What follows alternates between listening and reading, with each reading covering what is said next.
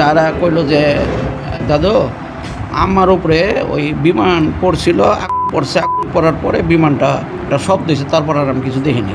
তা আমরা খুঁজছি, খুঁজা খুঁজতে পাই নাই। দেখা হলো যে সালাম দিলাম, হাসলো। তারপর বাসায় আসলাম। বাসা আসার পর লামিয়ার সাথে আমাদের খুনসুটি হলো, কথা বললাম, আমাকে নাস্তা খাওয়ালো। আনার পর রেডি হলো, আর বললাম যে কখন আসবা।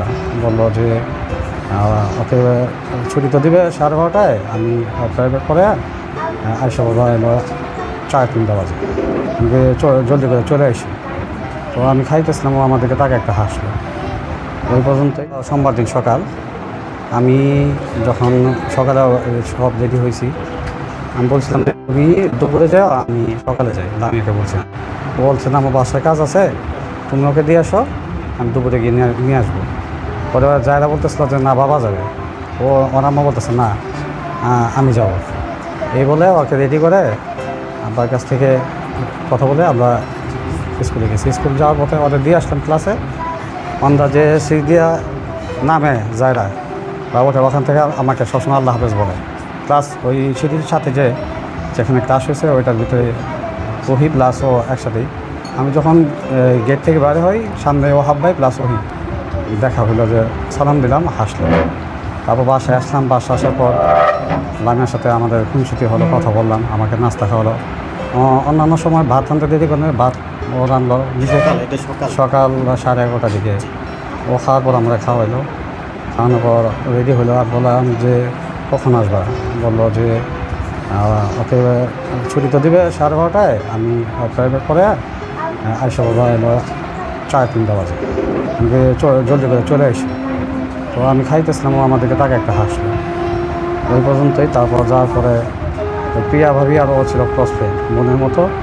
দুজনে খুব লিভ করতো, মানে ওর বাচ্চা যদি একটু দেরি হতো ওর কাছে দিত, ওর বাচ্চা একটু দেরি, আর কন্টিনিউ ওদের সাথে একটা বন্ধুত্বপূর্ণ সুন্দর বন্ধু ছিল। আমরা জানি, ও হাব্বাইও জানে, আর আমি জানি যে ওরা ওই জায়গাটাই দাঁড়ায়, ওই জায়গাতে রিসিভ করে। আর ওরা এত কেয়ারটেক ছিল, ওদের টার্গেট ছিল যে আমাদের সন্তান কিছু একটা হতেই হবে এরকম একটা। তারপর দেখা গেল যে ওরা ছিল ওই যে পেপারসটা ওই যে ম্যাডাম একটা করে দিয়ে মেসে বললো যে তোমরা এটা ঠিক করে নিয়ে আসো। ওরা দিতে গেছে, আর তাকায় দেখে যে আন্ডার ফিল্ডের মধ্যে ক্রাশ হয়েছে, আর এটা ওই জানতো। ও বুঝতে পারে আমার মেয়েটা একটু কম খেয়াল। হায়দারি ভবনের সিঁড়ির সাথে ওই দোলনাটা আর ওই যে সিঁড়ির যে নারকেল গাছটা ওই জায়গায় ছিল, ওরা ওই জায়গা থেকে রিসিভ করে সবসময় বাচ্চা। পরে যারা কইলো যে দাদু আমার উপরে ওই বিমান পড়ছিল, পড়ার পরে বিমানটা একটা শব্দ হয়েছে, তারপর আর আমি কিছু দেখিনি। পরে আমি ভাবছি যে ওরা নিয়েছে, বাসায় এসেছি। বাসার পরে ও আর এটা ভুলে গেছে, পানি টেনে করছে। এরপরে তো আমরা বৌমার খুঁজতেছি। আর বিমানটা যেখানে ক্রাশ করছে ওইখানে ওর মা আর ওর বান্ধবীটার দাঁড়ানো ছিল। পরে তো আমরা খুঁজছি, খুঁজা খুঁজতে পাই নাই। আমার বড় ছেলে ক্যানাডা দেখে, ওর বন্ধু বান্ধব আছে আর্মিতে, ওদের জিজ্ঞেস করছে এমএসে। পরে একটা ফোটাতেই দিছে, বউয়ের ফোটাটাই টিকিটটা চালিয়ে রয়েছে, ওইটা দিছে। দেওয়ার পরে আমার ছেলে আমার ফ্রেন্ড সিএমএসি খোঁজাইছে, পায় নাই। পাওয়ার পরে সিএমএসি গেছি, হন্যইয়া সব জায়গায় আমরা খুঁজছি, কোথাও নাই। তারপরে ওরা দেওয়ার পর ওরা ডিএনএ টেস্ট করে।